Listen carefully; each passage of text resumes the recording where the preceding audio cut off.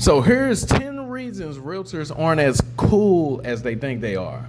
God is my lawyer, so this ain't hate speech, it's great speech. This is just a wake-up call for the real ones who dare to admit it. So, number one, you brag about your closings but secretly panic in between deals. That $8,000 commission check was sweet, yeah, until it had to stretch for 3 months. I saw your Zillow, I saw your realtor.com, and that you only had 3 closings in the past 12 months. That's kind of sad and pathetic when we think about it, but know this, okay? But reality is you're one slow quarter away from getting your resume updated. Number 2, your luxury listing photos. You get more likes than you get offers. Social media makes it look like you're selling $2 million homes weekly. Meanwhile, you're quietly hoping someone qualifies for that $285,000 starter home just so your pipeline doesn't completely dry up. So number 3, you wear $500 shoes to hide the fact that your bank account dips under $500. The suits, the leased Benz, the country club brunch selfies, all bandages on the same wound. Unstable income and silent money stress. You post motivational quotes. This is number 4. You post motivational quotes because your actual numbers aren't motivating. The world doesn't see the board in your office with just 2 names scribbled under pending, but you do and I do. You act like a CEO. Number 5. But you can't afford to hire an assistant. You're doing paperwork at night, juggling showings, cold calling expireds because your business can't sustain a team. Yet you're too prideful to admit it. Tell me I'm wrong in the comments. You talk about client experience and do sales training, but deep down you dread client calls. Every phone vibration makes your stomach flip. Did financing fall through? Is the buyer ghosting me? That anxiety is just your constant shadow that you can't hide from. Admit it to yourself. You ain't gotta admit it to me. I can see it because I have 6 and 7 figure per month clients. And I know the stories, but they don't have to deal with that anymore. Number 7, you host open houses for more content than contracts. The balloons, the cookies, the Instagram reel, and then 0 offers. Or worse, nosy neighbors eating your snacks up and leaving your sign-in sheet blank. You say, this is number 8, you say market is hot, but your own numbers are lukewarm. The market may be booming, but you're still trying to figure out how to get even 1 new listing this month.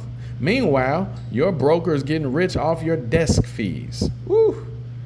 You're terrified. This is number 9. You're terrified of losing that image. Be honest. That's why you never admit the truth. Real estate is hard, inconsistent, and can be humiliating, especially when you're working by yourself, don't have a team, or an expert. Okay? So you keep smiling through the struggle, hoping no one sees the cracks. Number 10, you could be making double with half the stress if you drop the ego finally. Too many realtors chase image over smart strategy. You keep DIYing everything instead of partnering with experts, hint, hint, who could actually scale your lead flow. I see you posting your listings in Facebook groups with other realtors. Like, come on, we have to think of how much sense does that make? Your buyers aren't in there, other realtors are in there. Okay, so come on, you're stuck believing I'm different when you actually look like the average realtor. Okay, you get nice photos, you have a nice leased car, you have a decent house, and you take a lot of photos. It's mid, it's average. But you could be earning 6 figures, not annually, per month like my clients do. I've shown you guys the proof. You've seen the interviews, but you are stuck with the I'll do it myself mentality and a hypocritical. What do I mean by hypocritical? You DM people, you cold call people trying to sell your real estate services. But when someone tries to DM or cold call you to help you actually get more clients, you get annoyed by them doing the same thing that you do for a living. How much sense does that make? So being a realtor especially a low-level realtor, is embarrassing. Okay? Like I said, this is not a diss. This is a wake-up call for you to get out of your ego. Remember, pride comes before the fall in the Bible.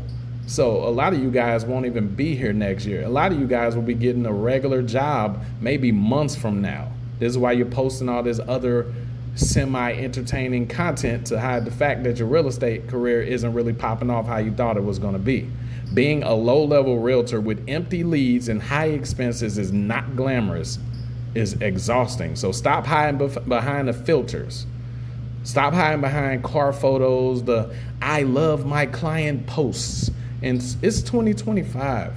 The smartest agents build real systems, leverage marketing professionals, and secure consistent closings instead of chasing the next random lead on Zillow and hoping for miracles. Okay? So you guys know where my DMs are. God created us to be a beacon, not mediocre. But the more you sit and pretend and try to do it on your own instead of asking for help, the more you're going to be the way you are, the more you're going to struggle. That's why you have to create all these other income streams, supposedly, in order to get by. When you approach real estate like that was supposed to be the income stream that got you good. But now you see it's not as easy as you thought, and you're too cheap and hypocritical to get help. That is the reality of why realtors aren't as cool as they try to get everybody to believe.